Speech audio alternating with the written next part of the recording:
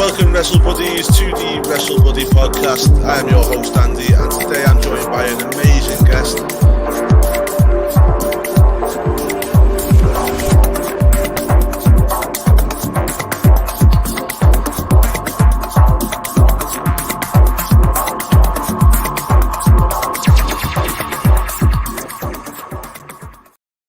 Oh, I thought we were live then, but we wasn't. So welcome, WrestleBuddies, to the WrestleBuddy podcast. I'm your host, as always, Andy, and today I'm joined by an amazing guest, the Pope himself, Elijah Burke. How we doing, Pope?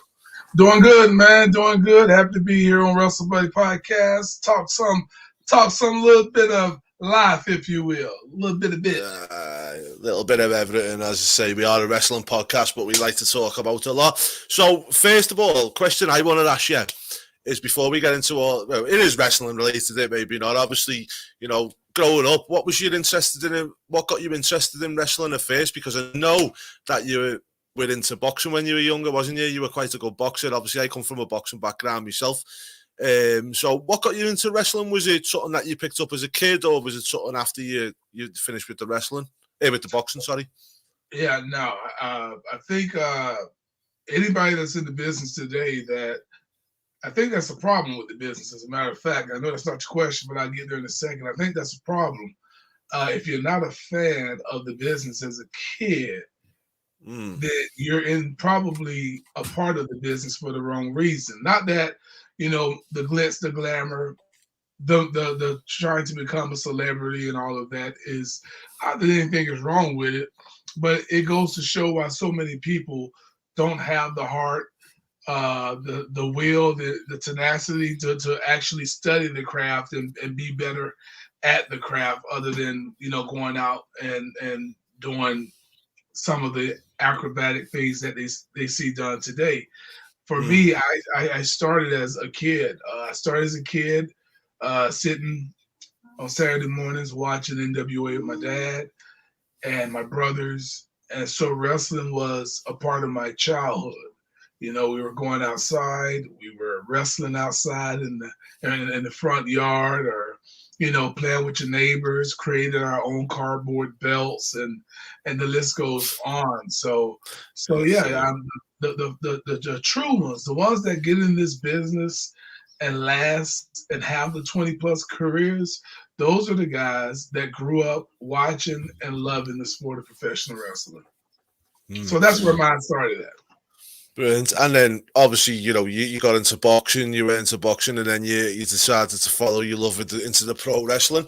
One question I wanted to ask straight away is, obviously, you know, I was into when I was younger, I was a mixed martial arts fighter. I never got a chance to get into pro wrestling because at the time it wasn't very big in the UK. But one thing that I always worried about is if I ever transitioned over from like mixed martial arts into wrestling, is how did you learn how to pull your punches? Because you've been trained a long time to learn to actually connect with every punch you hit. So how did it go transferring that into pulling your punches into a working punch, as it were? Yeah, well, first off, let's just address the boxing. That was by way of me being an officer and signing up for Guns and Hoses, which was a common thing where the policemen would battle the firemen in a charity event. And to get ready for that event, part of my training, I chose to go partake in some tough man competitions. Boxing was never a goal. However, it was a goal of mine to entertain. I've always loved entertaining a crowd.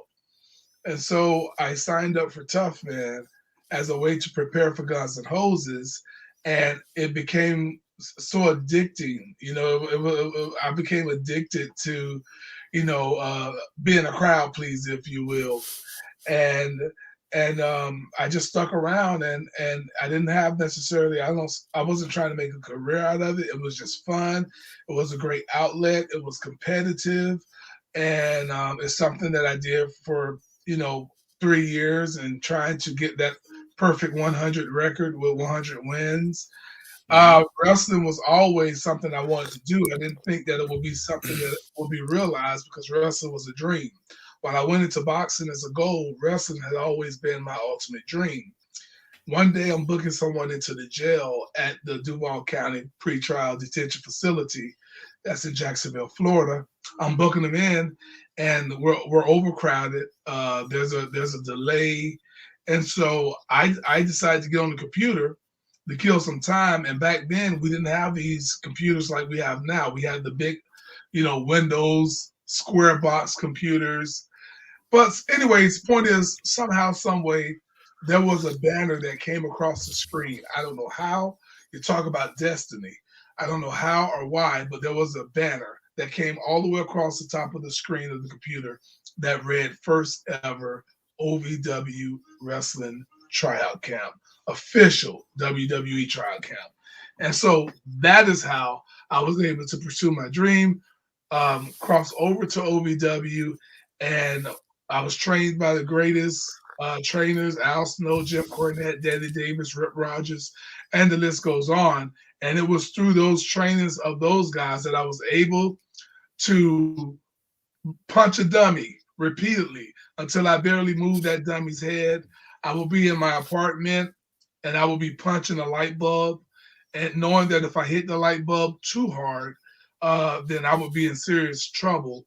But I managed to perfect my craft as far as punching goes via those manners. So it wasn't easy to pull the punches, which is why I never threw them a lot in the beginning of my career. Yes. And just go back to your boxing career very, very quickly. You were obviously looking to achieve 100 wins. Did you achieve that? Because I've got conflicting things here. I've got 98 wins and I've also got 103. 98-1. 98-1. Yeah. So you're very close in the end. Yeah, the last one, the last one was the loss, and I didn't want to risk anymore. I mean, it was pointless at that point. Obviously I wasn't going to have 100 wins. It would have been great, but it didn't happen, and that was it. Yeah. Okay, so when you went to OVW, obviously you say there you learned to talk to Al Snow a lot long ago. He's really, really great mind, and me personally, I think he should go into the Hall of Fame because he had a lot of longevity, didn't he, in his career throughout, and something very, very different than what was the normal at the time as well. Yeah, I'm sure Al Snow will go into the Hall of Fame someday. Yeah, and Jim Cornette, he's a bit of a controversial figure. Do you think he'll go in the Hall of Fame one day? Absolutely. Do you think he will accept to go in the Hall of Fame? Well, when you talk about Hall of Fame, you're obviously only referring to WWE's Hall of Fame, isn't it? Isn't it crazy that a company is the company that many people look to as you have to be in that Hall of Fame to be justified. So when we look at that, hold on, when we look at that statement, and I understand where you're going, because next time just say WWE Hall of Fame, because obviously that is the more bigger recognized Hall of Fame, for wrestling fans. But to say is somebody going to the Hall of Fame when it comes to WWE, then that means that we're saying that WWE is wrestling and WWE is not wrestling. They may be the forerunner, and the front runner in the world of professional wrestling, but they're not wrestling. But Jim Cornette, to your question, he'll be in that Hall of Fame as well. Yeah, brilliant.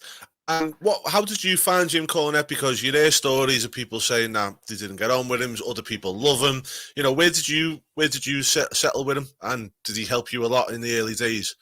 Well, without Jim Cornette, there's no Elijah Burke. Yeah. Jim Cornette was able to look at this black kid with an afro that was charismatic, great talker even then, and say, holy crap, the guy's a natural. This guy, this is my guy. This is who we're going with. I mean, Jim Cornette, my first year, I'm just starting training wrestling. Within a year's time, I'm the OVW, probably the second black OVW heavyweight champion. Okay, let that sink in. While there are WWE contracted talent on the roster, But yet, Jim Cornette believed in me enough to say, this is the guy. The people freaking love him. Sure, he's no Matt Morgan monster, or, he's no Horseshoe or a list of the other guys that were already before me. Jim Cornette was able to recognize talent, much like Vince is able to look and recognize talent in their own way. Yeah, brilliant. Well, we'll go to the chat. Just we've got a few people on the chat here. Corny just says Pope. Formerly known as Elijah Burke. Wrestling Nick says great to see the Pope. Dale comes in with a question here. So first off, Pope. First off, you rock. Secondly, is that decaf? And go on. I'll let you answer that one first. Oh no, this ain't no decaf, brother. Coffee. Yeah. Yeah, on the proper stuff. And third, what was your initial reaction to being told you would be in the rebranded ECW? So was you told that you were when you were getting called up to the main roster, did you believe you were going to go to one of the other brands, or did they tell you straight away what the plans were with you? I think a lot of people have it wrong. They don't. I think you remember the ECW because of how prominent of a role that I had, but nobody even remembers the fact that I debuted on SmackDown before ECW was even a thing. Yes, you did. Yeah, you did. And so myself and Turkai, we're over on SmackDown. So I'm already getting a run on SmackDown, although I was just in Turkai's corner. But then it switches and they go, we want you in the ring. We want you in the ring. And there were certain wrestling stars like the Matt Hardys and the Rey Mysterios that, they weren't too fond of getting pummeled by Sylvester Turkai. And I remember Rey Mysterio was supposed to wrestle Turkai, and he pulled some strings and was like, I want to wrestle the kid, and so therefore I got the chance, again, first year up on the main roster, and I'm wrestling Rey Mysterio on SmackDown.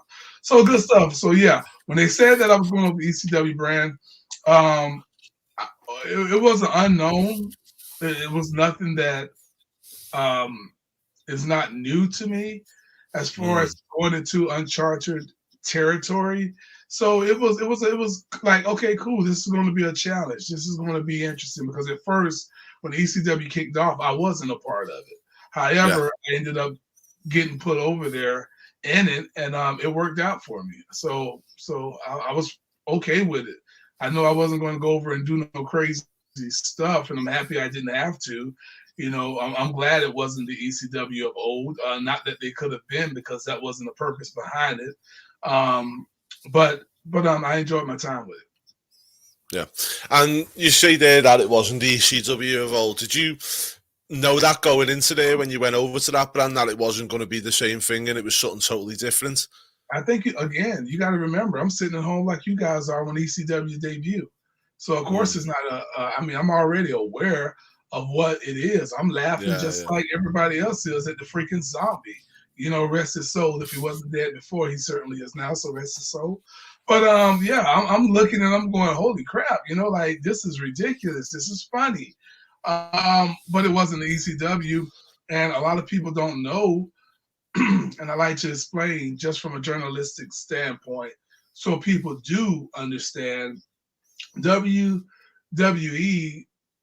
opted to bring back the ECW brand for one, to create more opportunities for those that are on the huge roster, but it was a TV deal with the sister network Sci-Fi, to create more content like Vince does to this very day with Peacock, to create more content and to expand. And that's all the ECW was. And while they were over there, Sci-Fi wanted some sci-fi inclusion into the wrestling show. So therefore, you got the zombies, you got the vampires, and the list goes on. That was the whole point. Yeah. And you got off to a great start when you went over to ECW. It was Vince McMahon who, it was the segment that you were involved in. What was it like working with Vince? And did you feel like, when he was the one announcing you out as the new blood and whatnot, that it was like a big deal for you? Well, of course it's a big deal. Anytime you're going to share the ring with Vince McMahon, it's even a bigger deal when you don't know that until hours before the show. Oh, so, really? Yeah. Yeah. So that whole thing was just thrown on me. As a matter of fact, I had to leave the building that day. I believe we were somewhere in Texas because I went to a Texas mall, their upper deck down. They had an ice rink in the mall at the bottom level, and I had to go to try to find that outfit. I went to 3 different stores to put that outfit together so that I could be in the ring with Vince McMahon, because they come up to me like, "Hey, you got a suit?" Like, no, I ain't got a suit. What am I supposed to have a suit for? Nobody told me anything. And so, so we went. I went. And go get a suit. Go get a suit. And I found 3 different items from 3 different stores, including the shoes, and that's what you saw on television. So, being in the ring with him, I knew I had to look the part. I wanted to look a certain way. And then I took advantage of the opportunity and did what I've always done, and that's just be me on the microphone. Yeah. The moment where I grabbed Vince and said, let's give him that $1 million smile or that photo opportunity. This is a photo op. Let's give it to him. That was off the cuff. That was just me doing me.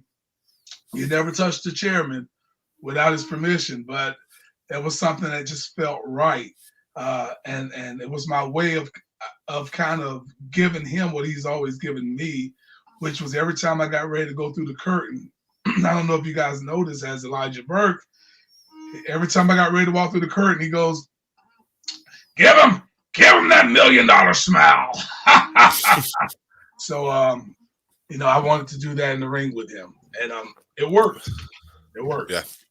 Brilliant. And do you know, when obviously you said it was only a few hours' notice that you got told that was going out and stuff, does that make it easier? Because, me personally, I'm a person that not likes to, I don't like to plan as much. If I get too much time, I mess it up. You know what I mean? Where kind of off the cuff, it doesn't give me too much time to think about it and overthink it. What is it better for you to do it like that, or do you like some more planning?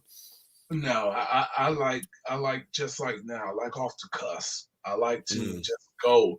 But in that scenario, again, it was a little different. I knew the synopsis of what they wanted to be told or what was going down. But, my mind was simply on, holy crap, go get this.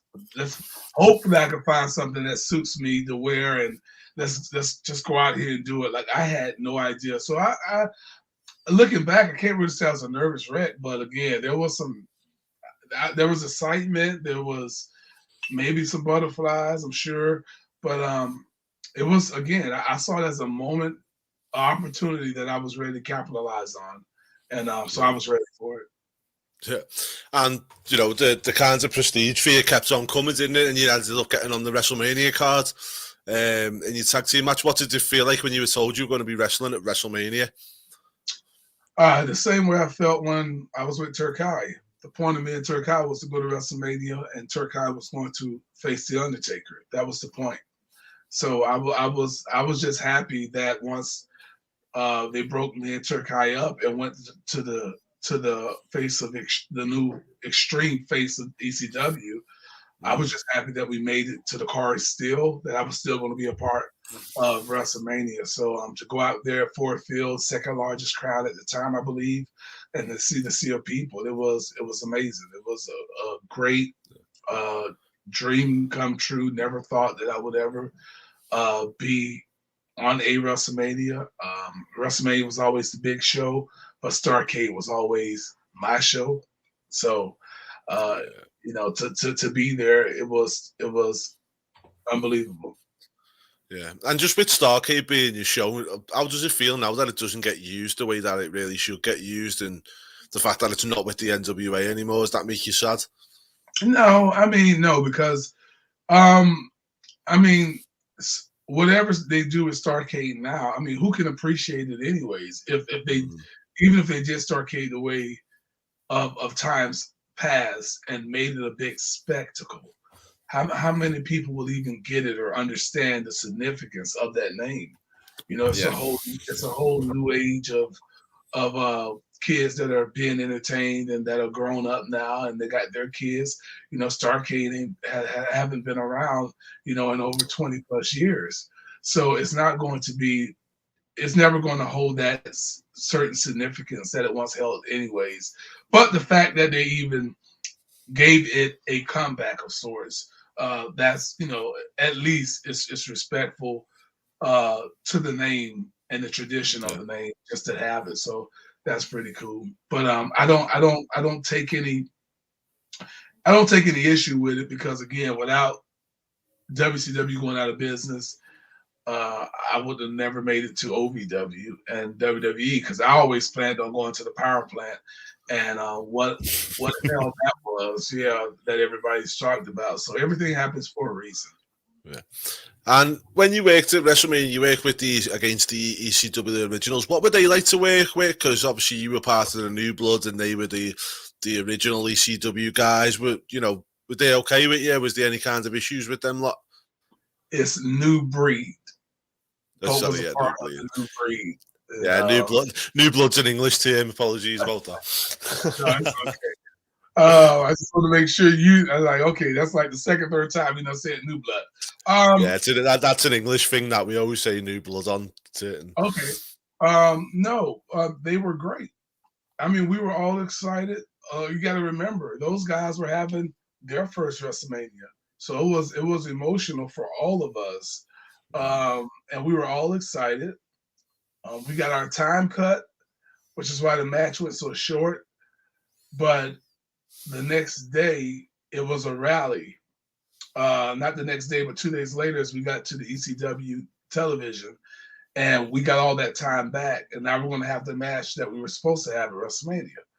And all of us was on board to make that match the best match it could have been, and to show them what they missed out on. And we did that. So all those guys were a joy to work with, especially Balls Mahoney, good old Ballsy, as I like to call.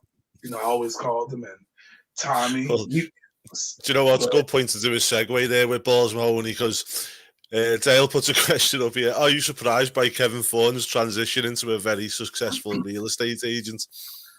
I was more surprised at the transition of Gabby Tuff. Shout out to Gabby Tuff, Tyler X, into Gabby Tuff. But no, that's something I do on my podcast all the time. Post point of view with Elijah Burke.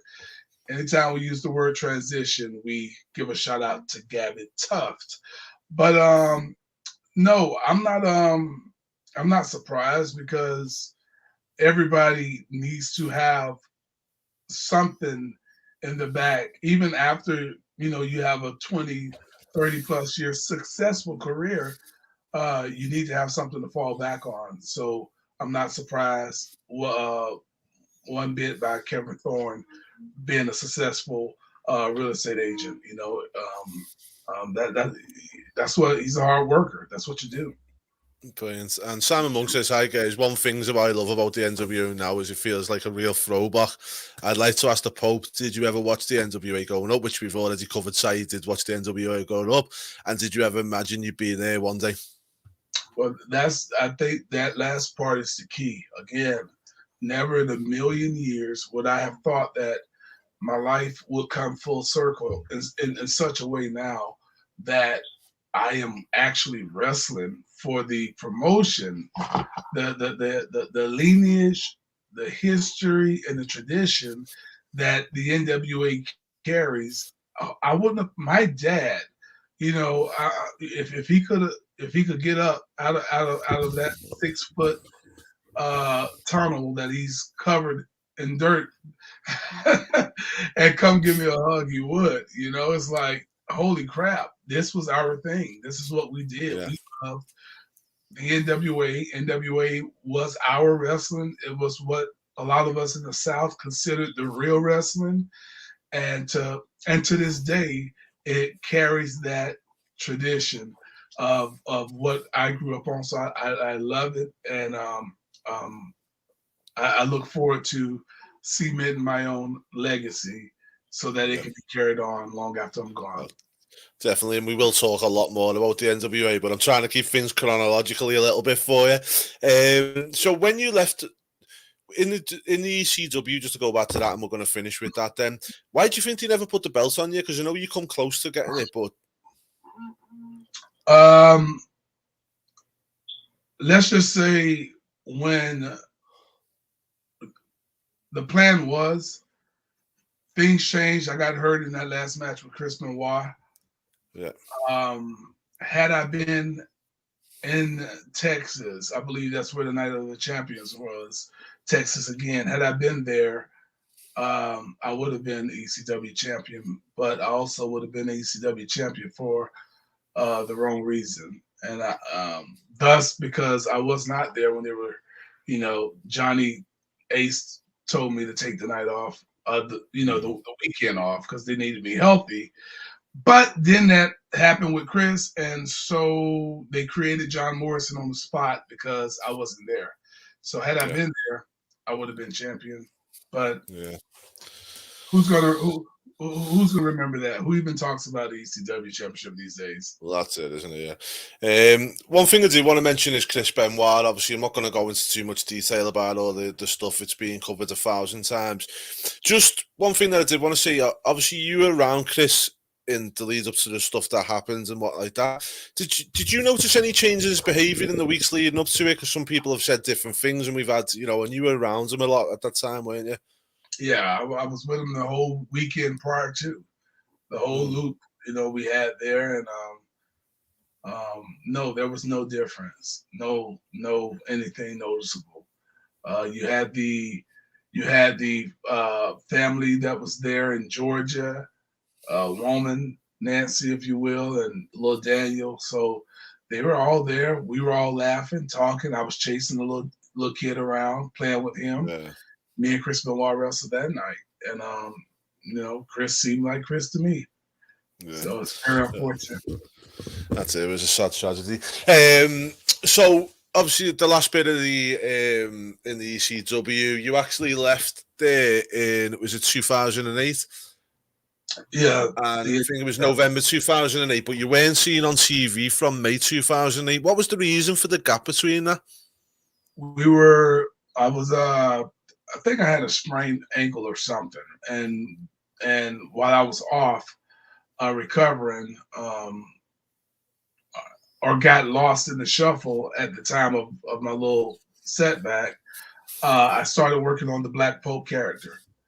Yeah, and I was pushing for a change because I understood that a change was needed at that time, and so I wanted to present the Black Pope character. In as much so that they were calling me the Black Pope backstage, but we never got it never came to fruition. They kind of wanted the Hellfire and Brimstone edition, and it's like, hey guys, y'all are not getting what I'm putting down here. That's not the character. That's not why I want to be Pope. It's only religious in name. That's it. So we have some creative differences with that, but that's all. It was just decided to cut ties from both parties, was it? Or Well, I mean, again, when you and you hear people say it all the time, when you come up with an idea, especially up there in WWE, you have to make them think it's theirs. You have to, but I knew that the Pope was going to be money, and I was not willing to allow them to screw it up. They wanted me to be a televangelist. I'm not going to be Brother Love. I'm not going to go out here and preach hellfire and brimstone. If somebody want to hear that, they'll go to church. My first feud was actually supposed to be Kane at SummerSlam.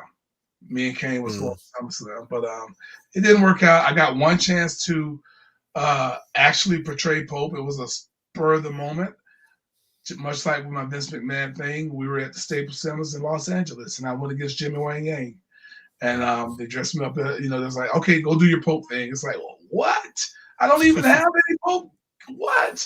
So I got one chance to do that, and it was like, y'all kill him. Just a thought where you say there, like the brother love stuff and that type of thing, that they were probably looking to go down that route. Do you think they used your idea and put it on Reverend Devon? Because it sounds like that's what they kind of come up with after the fact. No, your timetable is wrong. Reverend Devon was first. And sorry, it was, yeah. No, it's okay. Reverend Devon was first. It's the reason that the Black Pope came to be. I'm trying to figure out. I'm doing WWE.com. I do my blog over there. I'm doing articles, and I'm writing for them constantly on WWE.com.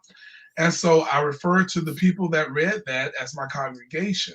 As a matter of fact, they started sending the emails, and when they found out that I was checking my emails, my congregation would start sending me some real stuff, seeking advice and and asking me for, even for prayer, because I was the guy of the light. I was the host of hosts. I was your paragon of virtue. So I wanted to find, if you guys were my congregation, I'm like, what can I be? And I didn't want to be I'm trying to figure out what makes sense for a congregation. And I didn't want to be a reverend because they already did that. Didn't want to be a deacon. They already did that with Batista, and it sucked. But what can I be? And I thought, well, there's never been a black pope. And thus, that's how I came up with the Black Pope character. Brilliant. Okay, so you left WWE, you went on to the independents for a little while, and then you landed in TNA. How did that come about? Me and Jeff Jarrett, we did one of those NWA things together in Charlotte, North Carolina, I believe it was, or somewhere, Salem, whatever. We're in the elevator together, and we just, a quick conversation. He just turned and looked at me. He said, "Are you free?" I said, "I will be." He said, "Hit me up. Call me when when your time's up, and we'll get you down to Florida." And that's basically all it was. I went down to Orlando, did a dark match with Sean Spears. They wanted me to come out there and be Elijah Burke, and Jim Cornett is there. First they said they're gonna have you as a good guy, then they got you as a bad guy. I don't know what they're gonna do. But Jim Cornette's going crazy, and after I do my deal, I'm in the back, and I see Vince Russo walking out, and I grab my 4-minute video of something I did at OVW when I put the Pope character together, because I was going to, I wanted them to see what I envisioned Pope to be, how Pope comes out to the ring, how Pope gets everything, the new look. And so I said, "Vince," I said, "could you watch this?" He goes, "No problem, bro. I'll be right back." So Vince goes in, he watches the video, 4 minutes long. He comes power walking back out. Bro, you have to be the Pope, bro. Forget about Elijah Burke. You're the Pope, bro, because you're money, man. You're money. And you know what, bro? I already have the name. It's dinero, bro, because dinero means money. Tell them forget Elijah Burke. You're going to be the Pope, bro. And that's the Pope of TNA came to be. Yeah, and it's a good run in there as well. You went in with the Uzu, AJ Styles, Scott Hall. Who was your favourite to wrestle with over there? Plenty of favorites, but probably AJ, Samoa Joe, Devon too. Yeah, and you come across Hulk Hogan in TNA. What was he like over in TNA? Great. Yeah, me and Hogan would sit down and just shoot the breeze and share funny stories, and him share some funny pictures, and yeah, it was great. Yeah, and what was you left TNA and returned to OVW, and you stayed there for like 2 years. Was that just to go back again and just recharge and figure out what your next moves were? And did you enjoy going back there? I never quote unquote returned to OVW. I went to help OVW. I was going in and doing some training with the guys and teaching and running some of the classes. But no, that's just because I was giving back. I enjoy Danny Davis. I love him. And I just wanted to help out where I could help out. That was pretty much it. Yeah. And then you come back to TNA in 2015, but you actually started off on the commentary. How did that come about? Well, we were negotiating a return, and in the midst of negotiating, Taz ended up leaving the company, and they needed a color commentator, and they already knew they had somebody that could talk, whom they were already negotiating with. And I went down that Mother's Day 2015, sat beside Josh, and it worked.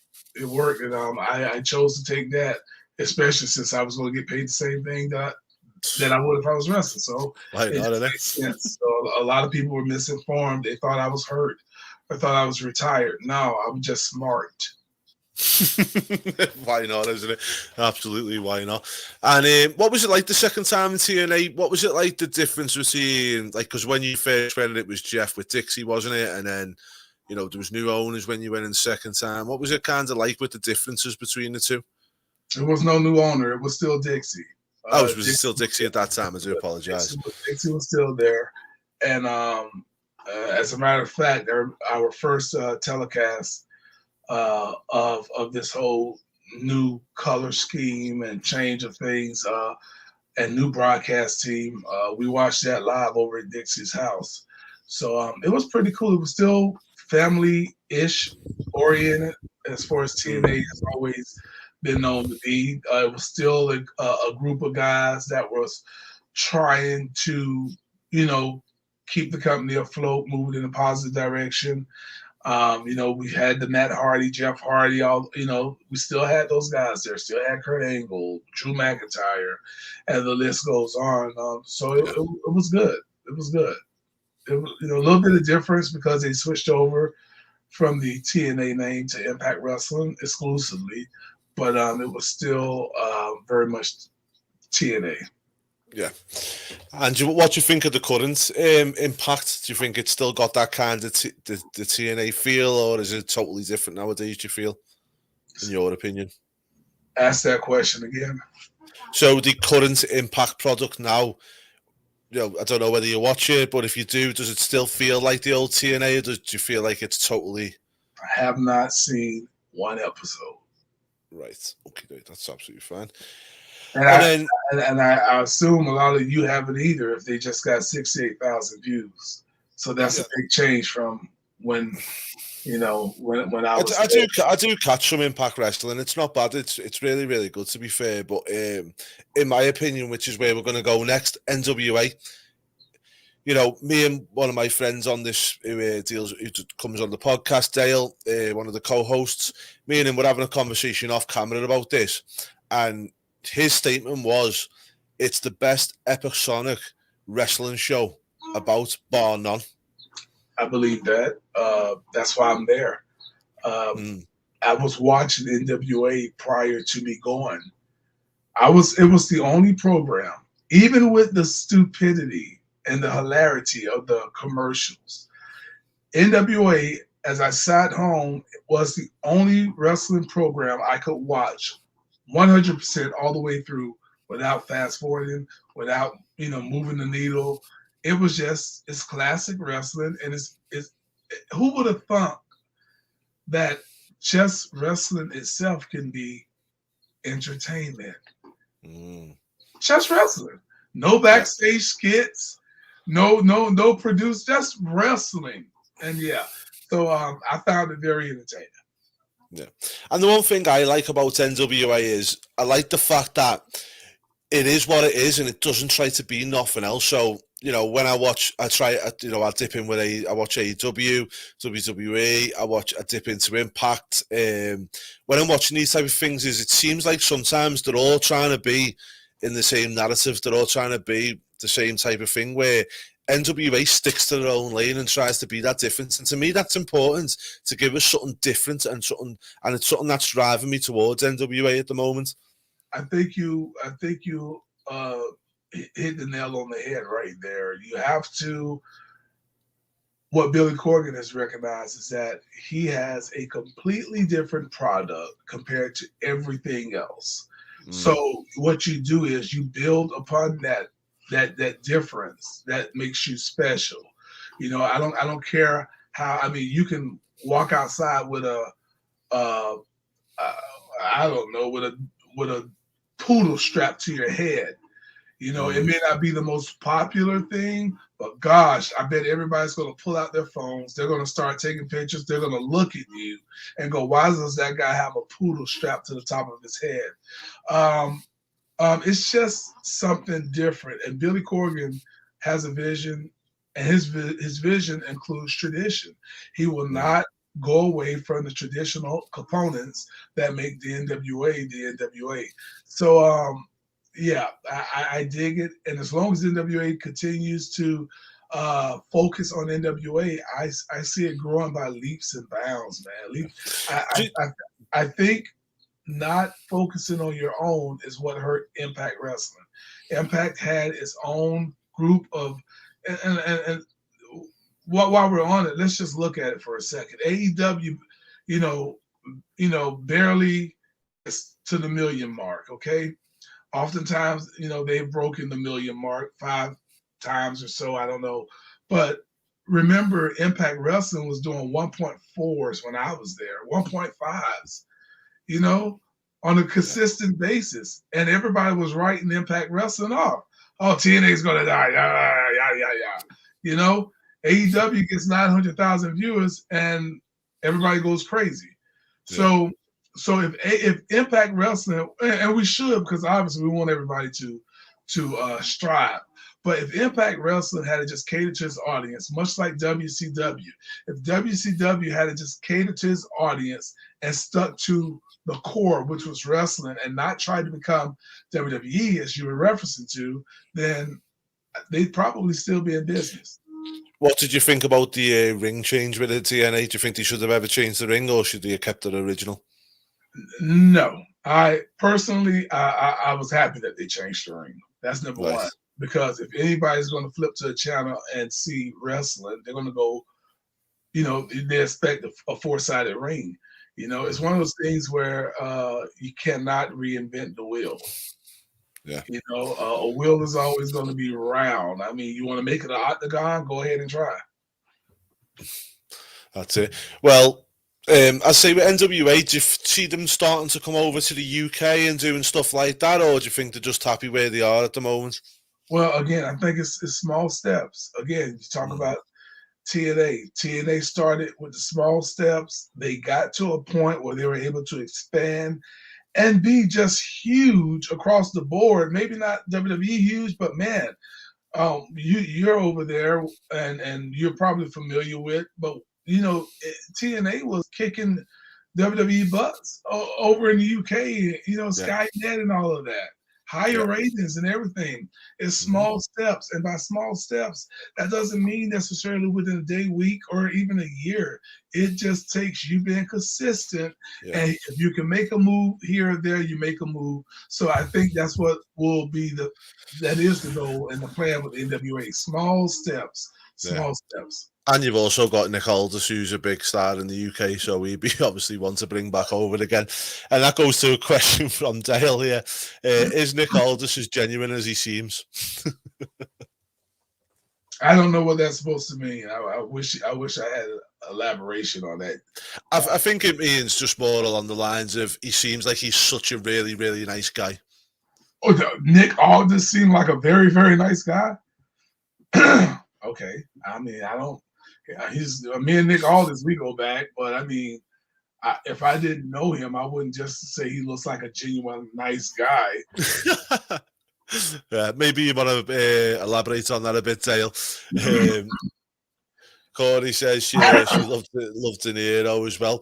Interesting question here again from Dale is, what's your thoughts on controlling your narrative rules? Have you seen the new promotion that's being set up by the formerly known as Braun Strowman and EC3? A few other guys, one of our close friends of our podcast, Bulletproof Troop, he's on there as well. What have you seen the rules and the kind of things that they're doing on that, and what you think of it? I haven't seen it, heard about it. No comment until there's ground that is broken. Hey guys, we got this massive amusement park here coming to the UK or coming to Florida. What do you guys think about it? Well, it ain't here yet. So I think they've already had one show, haven't they? They've had one show already. Huh? They've had one show already, I believe. Again, did you see it? No, not yet. No. Okay, then. Not yet. So until ground is broken, until there's a big sign that says amusement park right here, no comment. Yeah, no problem. Okay, so obviously talking AEW, you mentioned very late there. You're from Jacksonville. Have you ever, why have you not had any kinds of talks with Tony or anything like that to go there? I've been there backstage. I met Tony Khan. We shared some pleasantries or whatnot, and I stuck around and watched their show, talked to a lot of the guys, and that was pretty much it. I wasn't going to just show up and be on these guys' product. No, I just showed up to, see some of my old friends and talk, and that was it. Yeah, brilliant. And what do you think of kind of the AEW? Do you feel like they're going to be a legitimate threat to WWE, or do you think they've just got to kind of stay in their own lane now? And If if their attempt is to try to be a threat to WWE, they will not last. I don't think that should be anyone's focus. Yeah. The focus is supposed to, from the get-go, was supposed to be an alternative to the WWE.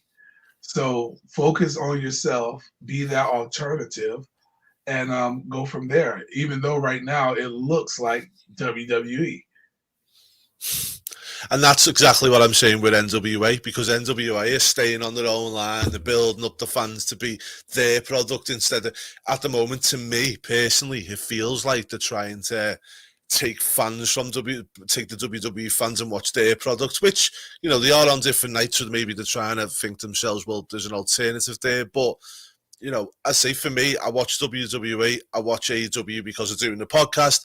If I wasn't doing podcasts or any kind of wrestling journals, I probably wouldn't watch AEW as much because it's but I will watch NWA because it's something totally different and it's refreshing.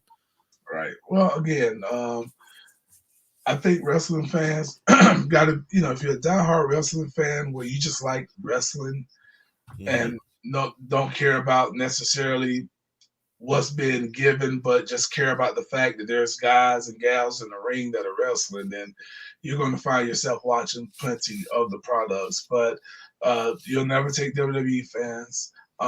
And as far as the AEW fans, those guys watch you know, that's the difference.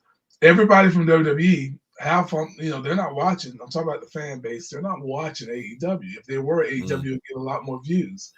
But you can bet your butt the guys in AEW, those fans, they watch WWE still. Yeah. You know? If they didn't, how would you get the reactions of the Keith Lees? How would you get the reaction when someone like Swerve Scott comes out there? You know, and that's it. And that's, to be honest, that's one of my frustrating things at the moment is I feel like with AEW watching it, the one thing that I think is the lack of creative there. I feel like everything's kind of hashtagged together and thrown, you know, some of these, it's like debuts all the time. It's like, you know, I said with pay-per-views, it gets to the point now where me watching it, I get frustrated when there's a new debut. Not because I'm not happy for the guys getting a job or something like that, but I just feel like you need to start building your own pay-per-views because it's becoming expected now where everyone's expecting a new face at every single turn. Yeah, well, that can become and possibly will. We've seen the effects. It may move the needle for that week, but then the needle goes back down. And so if you if you give your child a gift every day or every week, they're going to start expecting that gift every week. And if they don't get it, they're going to be upset, and you're going to have issues moving forward. So yeah, brilliant. So one thing I want to ask you personally is you won the television title in NWA, which for me, you know, growing up and stuff like that, I think Arn Anderson and people of that kind of, you know, that TNT title is not a television title in my eyes. It's not, no matter what anybody says. Yeah. You know, how did it feel? Because obviously, you know, talking to you, you were a big NWA fan growing up. How did it feel holding that belt and kind of thinking about the people who've had it before you? Well, obviously it meant the world. Put a video out there when I won it. Yeah, remember it. It was probably the only time in my career that Twitter contacted me and said, "Hey, do you want us to filter out your comments and control them for you?" Because the response was unbelievable. There's still messages in my Facebook and my Instagram that I've never been able to get to because it was just so many, and it probably meant more to me at that occurrence of seeing all of that versus prior to. I knew what it was going to mean, and I knew what I felt when it happened because again, I grew up on Dusty Rhodes, and to watch, you know, Dusty and Arn and Tully and Stone Cold, who was stunning at the time, Steve Austin and Mike Rotundo. Those, I mean, when you look at that, Sting, Nikita Koloff, it's like, holy crap. Like I'm holding this title that I grew up with, you know, watching these guys hold, and now I got it. And it's still to this day, it's like, whoa, you know. Yeah. Pretty cool. Well, that's it. And you held it for quite a long time as well. And obviously now you haven't got any more. Next step is that to go for the big one. Absolutely, yeah. That should be everybody's goal, but it's certainly Pope's goal. Pope's goal is to, become the second person that looks like me to hold that title and to officially hold it on the NWA product itself, to be the first under the NWA banner, truly, to hold that title, the first black man in that regards. Obviously, that doesn't take anything away from our truth when he was with NWA TNA, but I'm talking about solely for the purpose of this. Yeah, man, that'd be that's my goal. Unbelievable. Well, we can't wait until it comes to, and long after I'm gone, and long after Impact Wrestling is gone, and they don't have to be gone, but when Kurt Angle, Samoa Joe, AJ Styles, when they're over there doing their thing with WWE, outside of a little behind the scenes that they did with Kurt Angle and his little documentary, they refer to Samoa Joe as a former TNA champion? When do they refer to AJ Styles as a former TNA? They don't. But one thing about history, NWA, because WWE and WWF was an extension of NWA, NWA history will live on forever. Forever. Even if for the fact that it's because WWE lives on forever. And WWE is going to always be inclusive to the fact that Ric Flair is a 16, even though it's 22, 23 time, but he's a 16-time former world champion. They acknowledge his NWA championships. So NWA is going to live forever. So that's the heavyweight title that I want. I want that one. I ain't got to talk about why I didn't win the TNA one, but certainly I want that one. And so, Courtney's, but honestly, I want to see Pope back in WWE again. Think that'll ever happen? Well, we'll never say never. That's for sure. Anything's possible. If it works for them, it works for me, and it's right, then we all see the results when it works for both parties. Brilliant. Okay, so just before we wrap up, and we're going to find out where we can find you and everything about your charity, stuff like that. I want to give quite a few minutes to that. So just some breaking news today, Triple H retirement. What was your kind of dealings with Triple H? Because you always hear stories. I mean, me personally, I love some of the stories you hear about him helping people and stuff like that. What was your experiences with him? Same thing, man. I shared the ring with Triple H only a couple of times. And it was pretty cool to get eliminated by him. Myself, the Rumble when Foley threw you into him. Yeah, that was pretty cool. It was actually I can't remember who came over. That was me or Foley, but that was pretty cool. Foley was actually supposed to have the Socko on me. Or did he get the Socko on me before that? I can't remember. No, he just threw you. He just threw you, didn't he? No. I'm saying prior to that, I think Foley put the Socko on me. If he didn't do the Socko on me, he was supposed to do it on me. But anyways, I'll go back and watch that at some point. But yeah, so I remember, when we did the Triple H and Mr. Kennedy versus the entire ECW roster scene, that was a time. I remember DX, Triple H and Shawn Michaels versus God knows how many people on Raw. And I was a part of that. So there were several times that I had a chance to work with him, but there's numerous times of just being up under the learning tree because the man is smart. He knows his stuff. The last time I saw Triple H was here in Jacksonville when I went to SmackDown and I did the thing with Kofi Kingston on the little Madden on the up, down, down. Mm-hmm. And again, every time I've dealt with Triple H, it's been positive. It's been pleasant, and it's smart of him, obviously, whether he wanted to or not. to come out and address it. Obviously, everybody's been wondering what's going to happen. We knew that the situation was dire. I don't know why they never, nobody says heart attack, but we know that's what he had, was a heart attack. Have you seen what he have you seen the interview that he come out with today on ESPN? I know about it. It was so emotional, but he actually comes out and says exactly what happened to him. Yeah. He goes into actually graphic detail on it, which was just like I was sitting there and it was really emotional watching it. Like I saw that, but he never said heart attack. Did he? Yeah. Cardiac event. It's a heart attack, is what it was. He had a heart attack.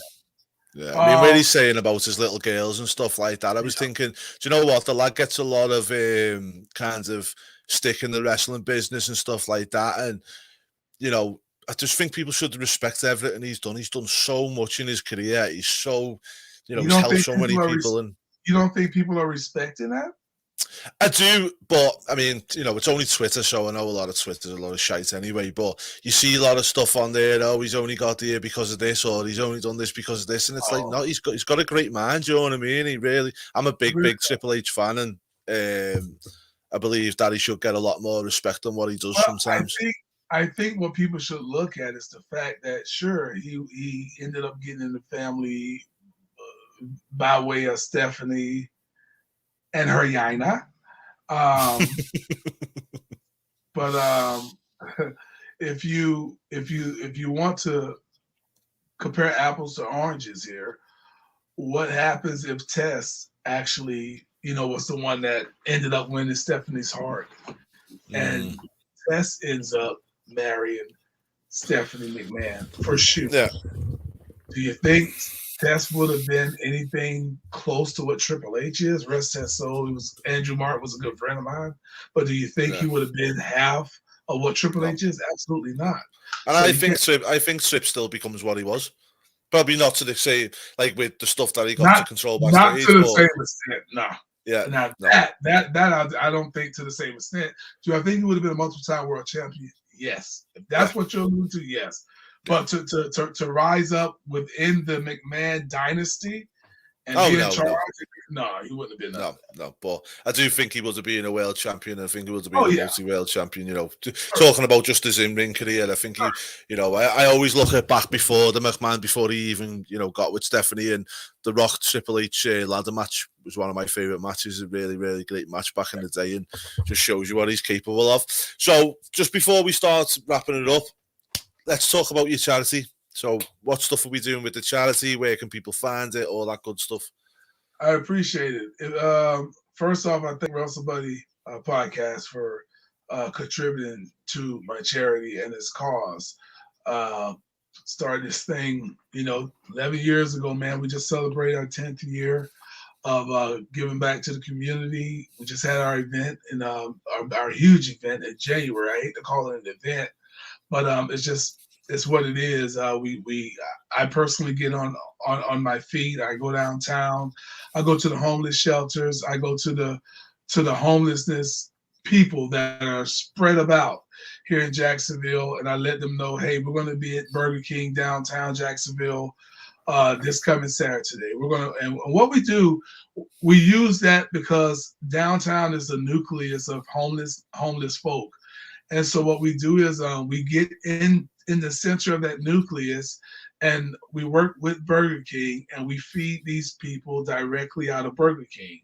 And, chicken, burgers, cheeseburgers. We got clothes for them. We got blankets for the people that are sleeping on the streets. I even give away some of my clothes. We have new clothes, we have used, but we just try to be the change that we wish to see in the world, do our little part. We got book bags filled with essential needs for the kids to achieve academic success at school, to help them. We have the hygiene products, and the list goes on and on. Guys, if you want to be a part of something special, and look, I'm not funded by the government, but we are 501c3. A lot of the money comes out of my pocket, but it's not about me. It's about me positively influencing you to be that change. And you can do so by heading over to love-alive.org. Again, love elijah-mark, that is, alive.org. Just look up. If you send that link to us after we finish the video, we will put it in the link down below, guys, and we'll share it on our socials and whatnot. So it will be about. I appreciate that. And guys, look, $1 helps make a difference. We fed almost 400 people. I don't want to be Vince here, but we fed almost 400 people, clothed 400 people. So again, I can't do it without you, and your help means the world. And again, thank you, WrestleBuddy. You guys can follow your boy over on Instagram and Twitter at the Black Pope. That's DA Black Pope. Facebook, Elijah Burke, or Elijah Burke, aka the Pope. Also, guys, you can listen to your boy each and every Saturday, even now, on wherever you get your podcast, Spotify, Spreaker, Stitcher, iHeartRadio, and the list goes on and on. That's Pope's Point of View podcast with Elijah Burke. I drop a new episode every Saturday. Right now, we got the Scott Hall part 1 up, and part 2 will be dropping tomorrow or whenever you guys listen to this. It'll be available. So there you go. Also, head over to YouTube Pope TV. Pope TV on YouTube. You can see a lot of the classic stuff that we just talked about, as well as some new and personal things that I share that you guys may find entertaining. Brilliant. Okay, so final question before we go. I've got 2 very, very quick ones, just a quick answer on them. Our editor always gives us a quick fire round, so I'm just going to fire through these 10 questions with you. Is that okay? Yeah, go ahead. Okay. TNA or NWA?